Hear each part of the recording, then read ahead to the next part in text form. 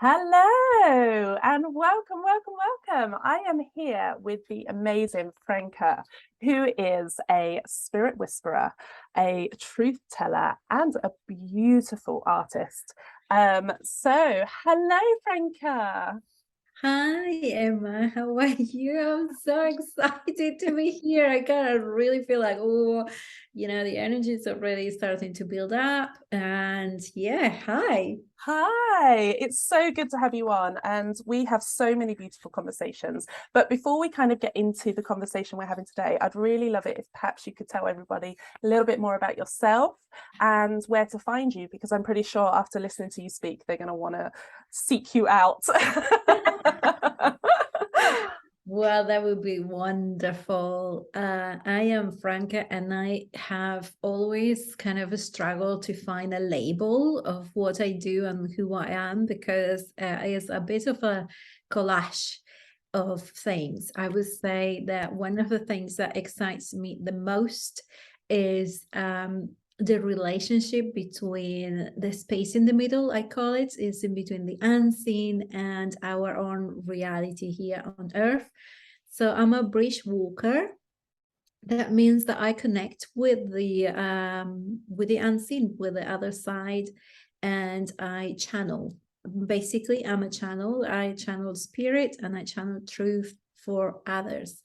And one of the most beautiful things that gives me a lot of satisfaction is to be at the beginning of a process for people, be that at the beginning of a journey that they are discovering, at the beginning of an awakening of some sort, maybe is their purpose or a dream that has been hidden for a long time.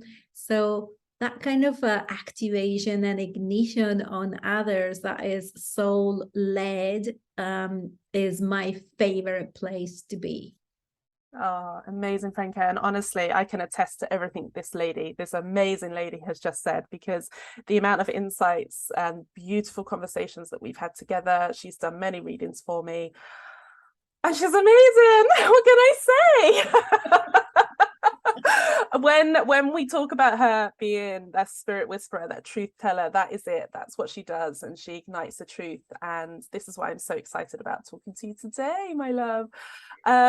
Because we've had so many conversations about all of this before, and something that's coming up for me a lot at the moment is the absolute necessity for self-awareness, and how much it impacts that. And I think what comes into that is all sides of it.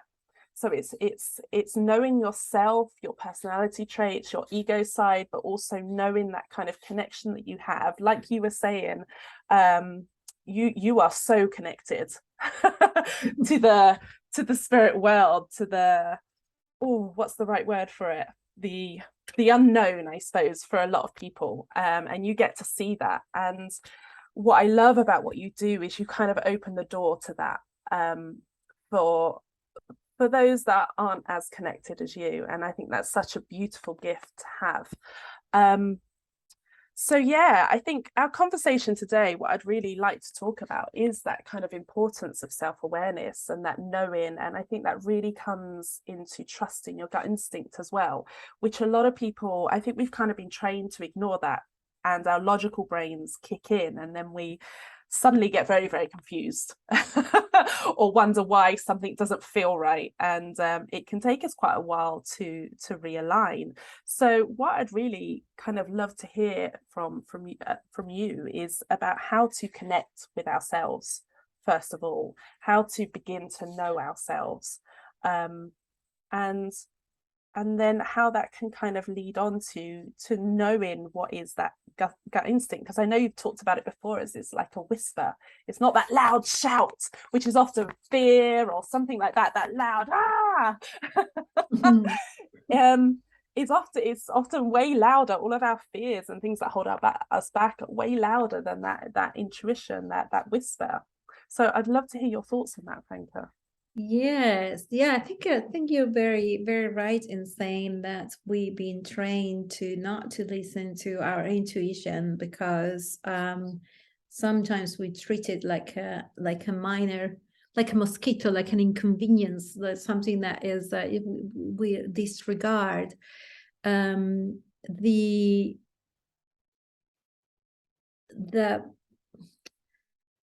thing about intuition is that it shows up in different ways for different people, and it can get confusing in that,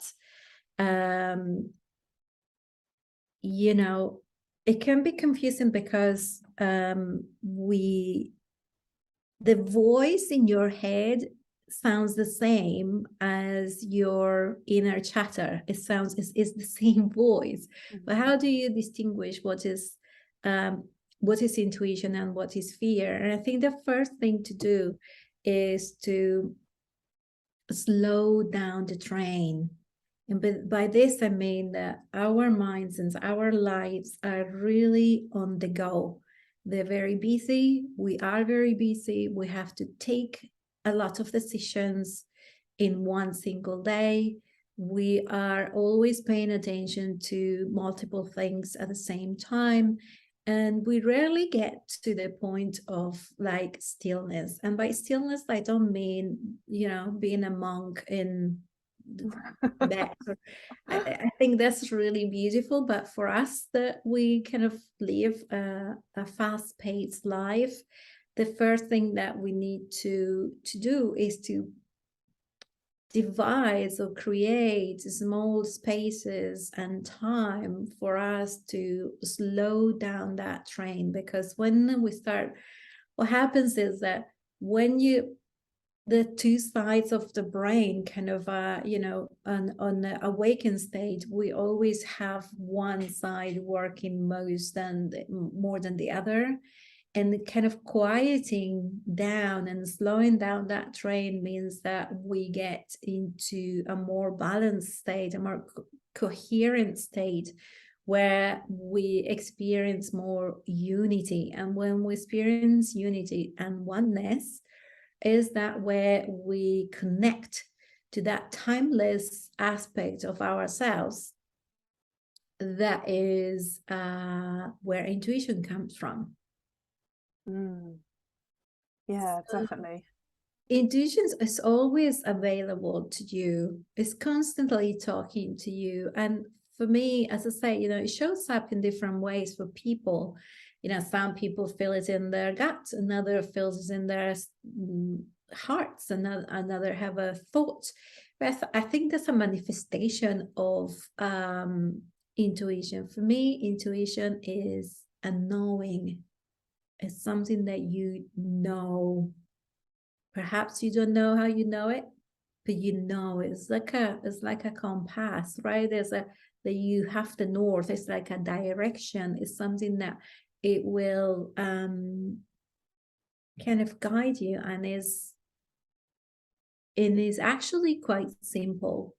And actually, yeah, that really rings true, because when you said about that, I know when something's right, because I feel it deep, like where my heart is in my chest. It's like this warm feeling, and it's like the stronger it is, the more I know that this is the right way, this is the right path. And it's taken me a really long time actually to connect with that. And I'm still, this is still a massive journey of mine, and something that I feel like I'm still only just awakening to. And obviously this entire podcast and everything I'm doing here is about living life with joy, and having a life that turns us on, and we know that it's going to bring pleasure to us every day. And I think the more aligned you are with that, the more you begin to feel it in your body. Because I think a lot of people, when they think about kind of knowing and the kind of spiritual side of it, they kind of see it as something separate from our physical self, whereas actually what I'm really beginning to realize is that it's something you very actively feel within your body. And for me, that is in the heart, the chest area. It's like how can I describe it? It's like a warm glow, like it's like a bubble of joy that I feel. And that kind of goes the same way if it's something that's not right for me, because I'll know, because there's the absence of that feeling as well. So even though a lot of the choices that I've made and a lot of the things that I've done over this last year to radically shift my life, my logical brain is going, what are you doing? You're crazy, woman. And yet it's been that kind of deeper feeling, that kind of glowing feeling that has guided me. And because I've known, and it took me a long time to know that logical side of my brain was not guiding me to where I should be. It was saying to me, this is what you should do. When you look at kind of the cultural expectations and things like that, these are all the shoulds. Tick these boxes and you'll have a happy life. And what I've realized is that does not work for me anyway. And I think that's what it comes back to, is kind of knowing what's right for you, isn't it? It's always coming back to for you. Whereas we've been kind of shaped, we've been told that there's specific things that we should have in our lives in order to feel happy, in order to experience pleasure and joy and all of that. And actually those kind of cookie cutter things don't work actually for most people that I come across. Yeah, so I think we had it backwards, as saying we are taught to do and then to have, to do in order to have, and then you will be. But it's actually the other way around. You need to be in order to do, in order to have.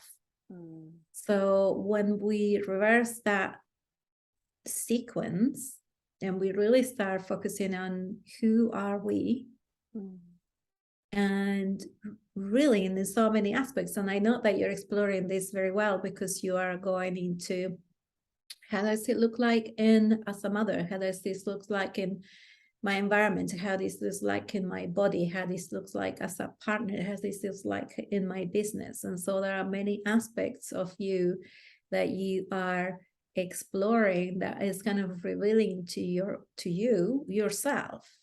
But without having this exploration, what we risk is to really go unconsciously creating a life that isn't really fulfilling. So yeah, I think it's very important and when you do that, when you kind of unconsciously create a life, what then happens to the detriment of intuition is that you forget how to recognize how things feel for you. And then when fear takes over, then say you have a thought that's a bit unconscious in there, and that triggers a feeling in your body that is also fear-based, and that kind of is a loop. It's a feedback loop that feeds itself, and then that fear, it makes you think things about, fearful and not taking risk and all that. And so you get really, really tangled in mind. Can I swear? Yes. and then mind fuck is like a clusterfuck of madness, really. Whereas an intuition gets completely lost in that process. Whereas I think that when you start really honestly exploring the origin of your desires, then you start recognizing and you start actually building a library of almost an intuition language, if you like, because that feeling that you feel now that you're describing as a glowing kind of warm thing, now you know how it feels. So now you know that next time that something like that happens, you got that signal. Do you know what I mean? Yeah. And it's the same when you go into, many years ago, I started the journey of psychic cognition and psychic development. And in my mind, it was like, no way, this is all BS. You're going to be judged. You can't do this. And yet I kept going and I kept doing it. And what I understood, that when you really start understanding how you receive information, how you It is a language. It really is a language. Then everything becomes a little bit more easeful, more flowy, and you start making connections with the unknown. It's kind of the unknown gets to be revealed to you because you have this willingness, because you've been working on, who I am in this incarnation, in this body, in this personality. And the more you understand yourself, the more you get to the essence of who you are, which is timeless, which is not linked to your body, which is not linked to your current personality, which is the bigger you. And that is when things start getting really, really interesting. I love that. The bigger you. Yes. Because I think there's so much more to us than what we kind of show to others. Because I know something, and this is something that we've talked about as well, is that fear of judgment has been one of the biggest things that has come up for me through all of this, through my entire year of massive, massive change, has been, what are people going to think about this? And it really has been about coming back into myself and learning about myself. So we've talked a lot about things like human design. We've talked about we've talked about so many things, Franca. Yes. We talked about design. Yes. Our kind of archetypes, it's all about who we actually are. And through this awareness of who I actually am, which has taken quite a while to build up this kind of, it's almost like a vision of myself. And now it just so much makes sense in my life, in the way that my mind works, in the way that I need to structure everything around me, the support that I need, and all of this, all of it. It's like you need to see that bigger you, like you just said. It's the whole thing, isn't it? Because I think where we get so busy in our lives, and we kind of fit the roles, and this is something that I spoke with Caro about, that all of those shoulds, I'm the wife, I'm the mother, I'm the, and all this list, we kind of, I think that's the bit where we can forget who we actually are. And this is why learning about us, I would say, is probably the most important journey you're going to go on in your life, is learning about yourself. Because the more I have learned about me, who I am, kind of where my energy comes from, where that spark is for me, what my passion is, what my own joy is, that's where I get to make the biggest difference in the world. And this whole thing, even doing this podcast, this is all about me connecting with that part of myself, which for such a long time, particularly in the my previous job role, which was the teacher role, there's certain standards that had to be upheld and all of that, and I loved that role for a really long time, until I realized it was holding back a huge part of myself, which is this part where I get to say, yes, we should be experiencing pleasure in every area of our lives, and allowing myself to actually follow that has been huge. And I think that's what's led to all of these changes. And as difficult as change can be, I can't even imagine how I would have felt had I have kept everything the same, because I was on a spiral, and I can see that now. I was spiraling down and down and down, and it kind of took multiple things, actually, but it took things like a mini mental breakdown and all of that. And it's because your body recognizes when you're not on the right path. Your soul knows, and that shows up. And one thing that you said to me actually in one of our conversations last week was about frustration. When you feel frustration, that is your signal that you're not you're out of alignment, basically, with what you're supposed to be doing. And so I really do think there's a lot in following joy, following pleasure. I think there's so much in it, because I think it's when we do that, we get to create magic. and that is what's going to have the biggest impact on the people around us. That's when we kind of enter into a flow state where things just kind of come to us. You talked about, you mentioned briefly about manifestation and that kind of that kind of flow that you can get into, but you have to be in that kind of right state of mind yourself. It's about believing in yourself, isn't it? Trust in yourself. Yeah, sometimes you can't trust in yourself, and there are some things that you can do for that. But what I wanted to touch on is that what you did requires a lot of courage, because when you really see things and the willingness to see things, you cannot unseen them. When you go into a forest and you might see something in there and you think it's on a tree that is like a snake, and you freak out and you want to go back, and then you take a second look and it's just a branch. And when you see the branch, you cannot see the snake anymore. You cannot, that's the magic of truth, I think. Yeah. When you see the truth of who you really are, then you start really understanding purpose.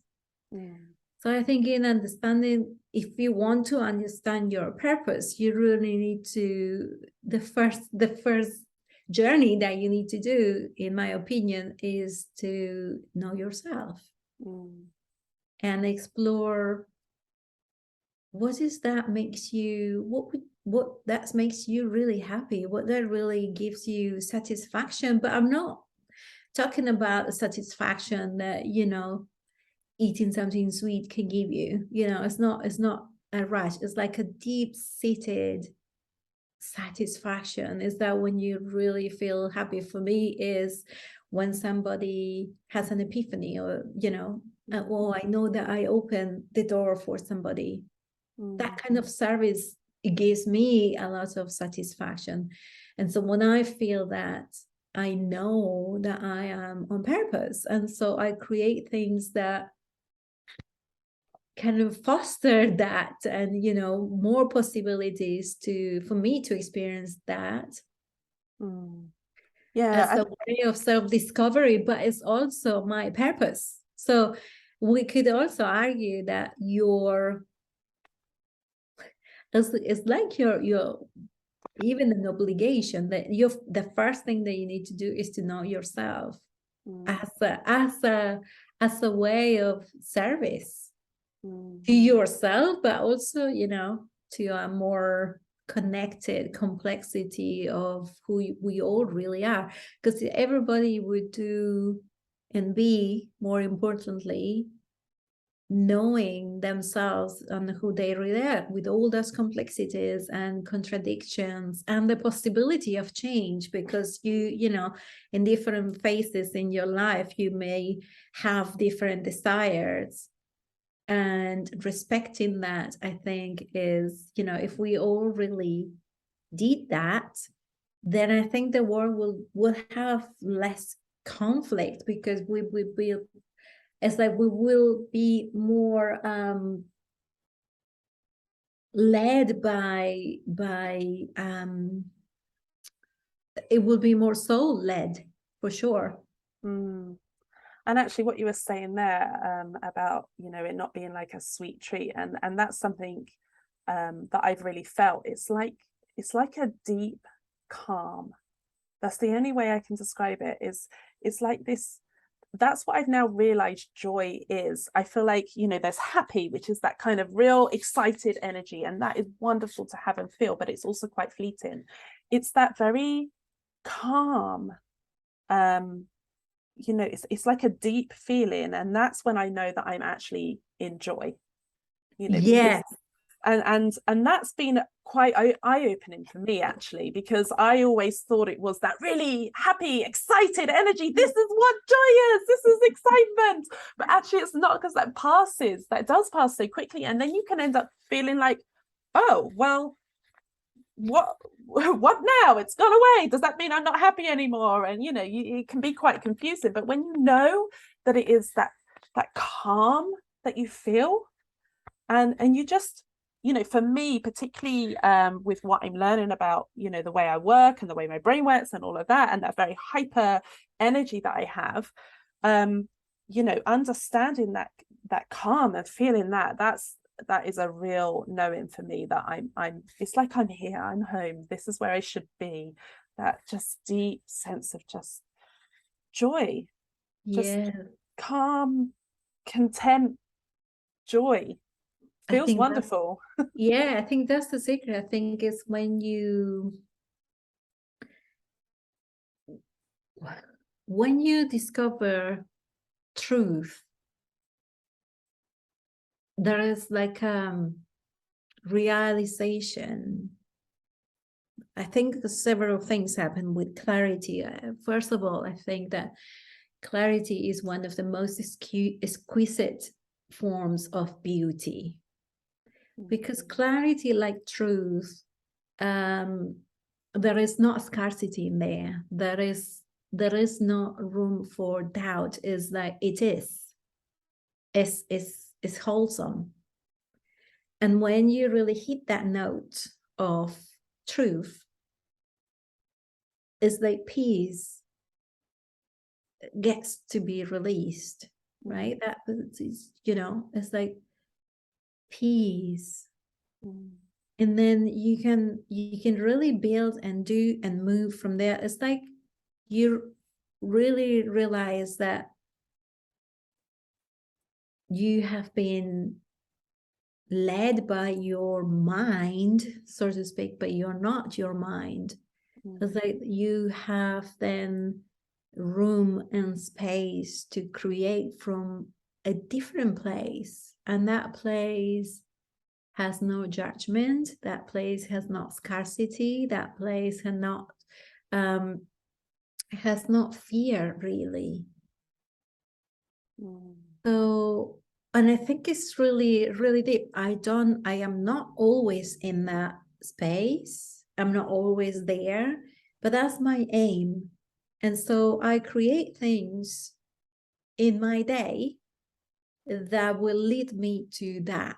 For instance, it would be gratefulness, being grateful, practicing being present, mindfulness, slowing down my brain, meditation. It would be connecting to the unseen. I connect to the unseen when I move my body, and sometimes I dance in the dark, and so I get to have tea with my ancestors. So I really, and the connections that I make with the people that I love, with my friends, with people like you, I am being intentional with my time.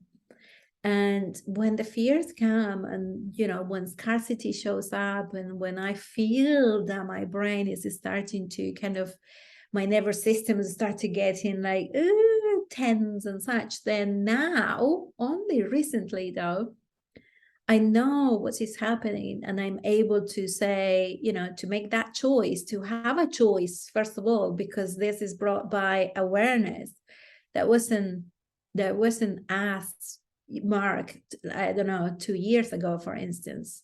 It was like a headless chicken running around. But now I know that I have a lot of tools, and I need to choose to use them, so that I bring myself to that place of peace, knowing who I am at a deeper level, so that I get to actually create the life that I want, and I get to experience also others, relationships and others at a different level. And that's really beautiful, because then the connections that you start making from that place, be that with your kids, with your partner, with your friends, with possible collaborations at work or whatever, just come from a place of wholeness, and not in a place from it needs to be complemented or completed by other. And that really is very freeing and liberating. So yeah, that's the magic, right? That's the juicy thing. Yeah, I think, yeah, this is so true. This is where we get to create our own reality, really, isn't it?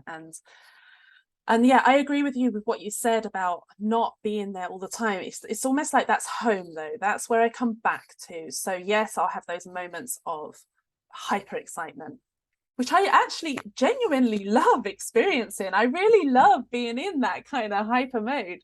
Um, and then, but it's knowing that when that kind of settles, when it calms, that's okay, because this is where joy is, that kind of calming. And it also means that, you know, you can fluctuate between all the emotions. You know, you feel anger, you feel sadness, you feel happy, crazy, excited, all of those. And that's you know, that's what we need to experience. But it's that coming back, and I love what you said about some of the things you do, and I really relate to like moving your body. So for me, moving my body is really essential. And I can kind of get in states where I feel like I can't breathe, so like getting out, even if it's just in the garden, and actually breathing the fresh air, really, it's like it resets something for me.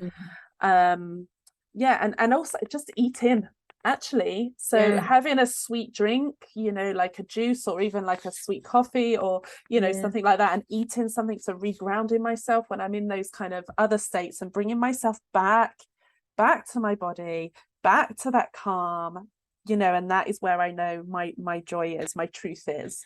yeah, um and yeah, and I think we get, and this is what I mean about self-awareness is so important, because the only way you're going to know what to do in these situations is by knowing yourself, and yes, by first of all allowing yourself to experience where that place is for you, where that calm is, and what that actually feels like first. Um and then knowing, you know, and knowing what actually brings you back to that, and it's stuff that you probably are automatically doing in your life anyway. yes, um and it's just recognizing it, because I think this is what I've realized with my journey of self-awareness. I knew before I knew, like that, you know, when we talk about knowing, we know before we know. And what I found is often some of the kind of what would outwardly seem as quite impulsive decisions and things, they're actually, that's me purely following my intuition, and they are always the right choices for me, like knowing myself. um and and it's always the amount of times over this last month I said, I knew that. And I knew that about myself. And we do. And it's about trust. See, I'm still not at the point where I fully trust that yet. But that's yeah, something that I am actively trying to engage with and connect with, so that I get, you know, there's more and more trust that builds, because trust is something that takes time to build. yeah. And I think to do that also is very useful to know that you, by allowing all the feelings, one of my mentors talks about having a keyboard, right, where you, if you're always playing the high notes or constantly playing the low notes, it's like you're not bringing everything together. It's not harmonious. It's not like, you know, when you, life is not always, yes, it's all good, or yes, it's all shit. It's like, you know, bring the things together. So when you are in one extreme or the other, kind of bring those things to the middle and start playing in the middle a little bit. So what I'm trying to say is, do not kind of bypass any of the emotions, because they all, you know, bring us a gift and a message. But the thing about emotion is that they are transient and they pass. They really need to pass through the body. And but when we cling into them, is that where we kind of stop. That kind of prevents us from knowing ourselves deeper, because we identify with emotion without realizing that we are not the emotion. The emotion is a messenger, is something that kind of it is designed to pass through your body and to give you something, but not to, for you to identify, I am this, I am sad, or I'm happy, or whatever. It's like you're much more than your thoughts, you're much more than your emotions, you're much more than your body, and you are all those things as well. Yeah. So um I think it's fascinating that you know, how do we start knowing ourselves? What does it mean knowing yourself? Well, I think first means to have the intention to do so without prejudice, without judgment, in really asking yourself, what would I love? What would I love to experience? What would I love to feel? Do I like this? Do I not? And it's really is a journey of discovery. And those things, as I said before, they change depending on your, you know, on what stage you are in life, and you know, your needs also kind of will detect what you want and what you don't. Um, but to be honest with you, Emma, I wouldn't have it any other way. It's been an intense journey so far. Yes, there've been a lot of cries and trauma and uncertainty, and also a lot of intensity and love and presence, and the willingness to be open to life and to respond to life. And I think, you know, when you go into amusement park and you go to a roller coaster, and then in the moment feels like, then when you come out and you think, I want to go again, right? That I feel that about life at the moment. That is, yes, it's been intense and it's been wonderful. Yeah, do you know, I was about to say exactly that. I really agree. It is incredibly intense. But I think I was at a point in my life where I knew like something had to give, something was going to change. It was inevitable. And you know what you were saying earlier about our emotions, it's like our instructions, isn't it? It's like they're triggering something. It's like, I know that if I'm angry about something, that's a blanket emotion for another feeling. It's usually sadness or guilt or something along those lines. And I really treat my emotions as almost triggers for, okay, there's something happening here. Well, what does that mean? And actually, you know, going back to what you were saying about, you know, how do we really know ourselves? I think for me, it was very hard to kind of visualize what I actually wanted until I really knew what I didn't. And that was the biggest thing. I had to strip away everything that I knew was not working in my life, that wasn't working for the people that I loved, actually. You know, and I have to say that sometimes decisions that you make when they're not aligned with you can really hurt, because you might still love a person, or you might still, you know, feel like a strong attachment to a situation or to a place. And you know, actually, I've really begun to accept what you said earlier about courage and being courageous. And Elizabeth Gilbert talks about this a lot, and I love her words and what she says about this, about, you know, having that courage to change something. And it yes, it can be, what was the word you just used, intense, or you know.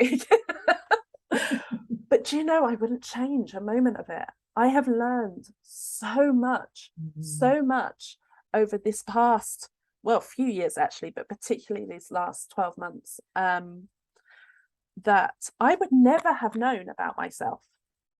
And it took me stripping everything away. It's like I gathered everything that was in my life, I threw it up in the air, and then that meant that I kind of lifted it off of myself, and I get to just pull back the things that actually, yes, I do, you know, this is right for me, but I get to take it in, you know, whereas before I felt like life was leading me, I get to actually take the lead now. Which Oh my God, that sounds so good.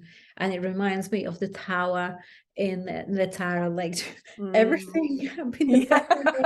And then there's that. Yeah, but the thing is, this is something that I was actually really considering, because I'm kind of really wanting to do something about manifestation, like, you know, delivering something that and facilitate that for others.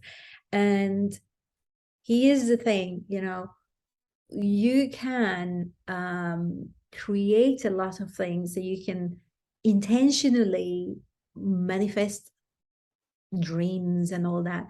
But what sometimes I think we don't take into consideration is that we have like a curriculum in life, and we have some lessons that are designed for us to really deeply learn. And sometimes we want to avoid them.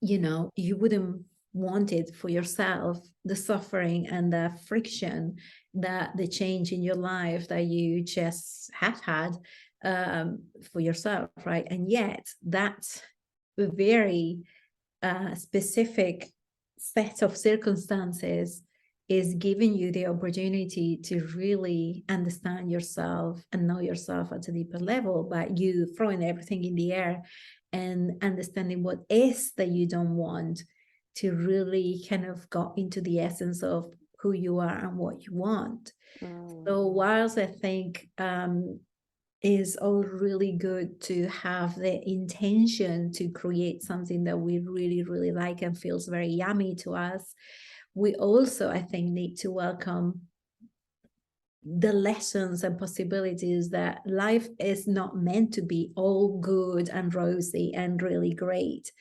We actually came here also we have many purposes, but one of the purposes is to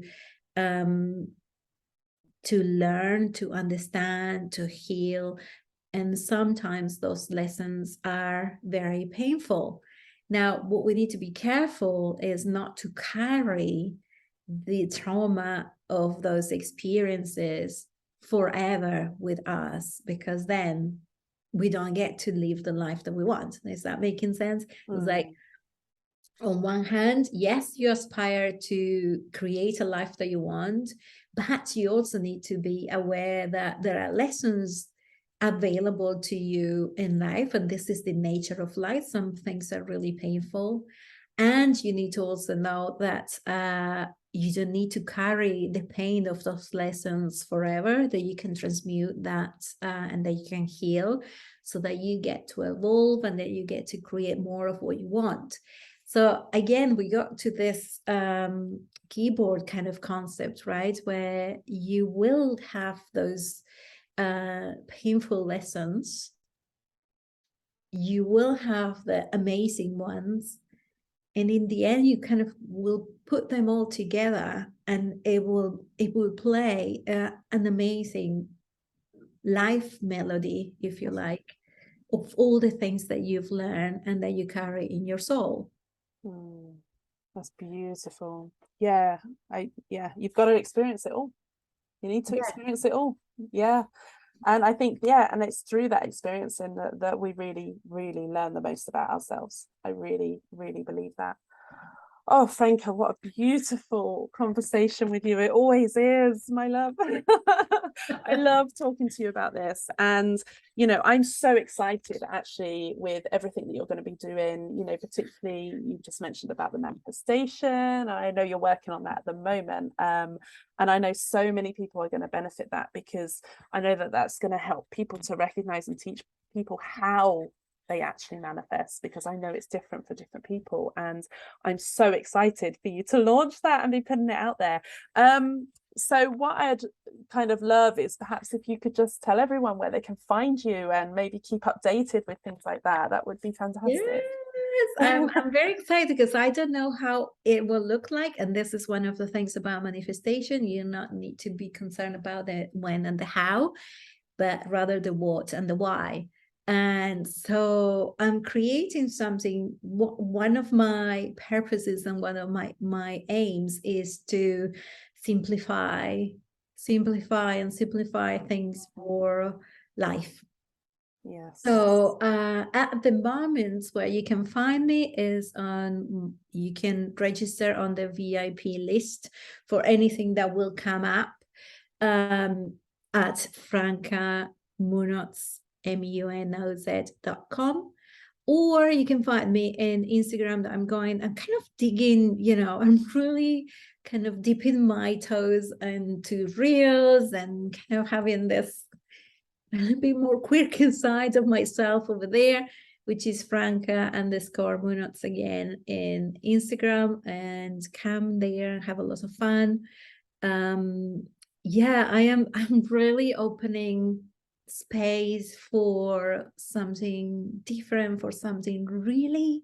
I don't want clients. This is what I'm saying. I want connections, you know. Yes.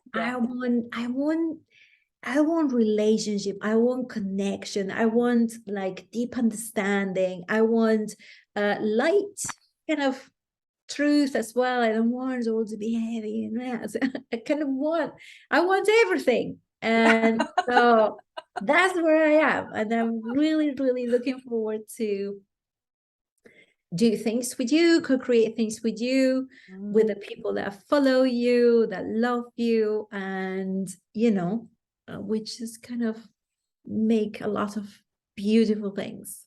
This is why I love working with you, Franca, because I think we're all about the same thing. Connection is everything, and that's how I see it. I don't have clients, I have connections, and they're relationships that I love to build and nurture over the years, and I know that that's how you work as well. And it's just beautiful. I can feel that deep, calm sense of joy right now, Franca. I really can. And I know that we're talking at the moment about you being at the Empowered Women event, which I'm really, really excited about. So depending on when you are listening to this, it's something that I'm hoping to do in cycles. So, it may be that it's this autumn one that's coming up for you. It might be a spring one the following year. Whenever you're listening to it, do keep an eye on the joyousmisfit.com website as well, because Franca, I couldn't do it without her. So yeah, hopefully she will be there and you can actually get to meet her in person then, which would be amazing. And I'm also going to bring my tarot cards, because I have this thing where I take them everywhere I go. So they've been like in very, very sometimes devious places, but they've been everywhere. So if you want to have the opportunity to, I don't know, maybe pick a card or something like that in the retreat, is going to be always fabulous and amazing, because there will be our friends, the trees, and Emma, who is a phenomenal. I just cannot describe you, Emma, because you have this. Emma, for everybody who's listening, first and foremost, she is an instant manifester. That means that she thinks about something and boom, she's done it. Everybody wonders how, but she does it. And so if you want to be around that kind of magic, where you feel like, holy, how is it, what is it, what? So yeah, you need to actually be in the room to experience that. And it's contagious. So oh, I love you, my love. love you too. Oh, thank you so much for being on here with you, with me. I've loved every moment, and I love having these conversations with you, and I'm sure we're going to do more of these in the future. Absolutely, yes. So I am so looking forward to seeing you all and to have some feedback on this conversation. What is your takeaway? What is what's that golden seed that you are going to allow to blossom? And let us know. And because I really want conversation. Yeah, definitely. And Franca is where the magic happens, so I would very much recommend magic, yeah. Very much recommend you going ahead and following her, because there is so much knowledge and insight from this beautiful lady. So thank you so much.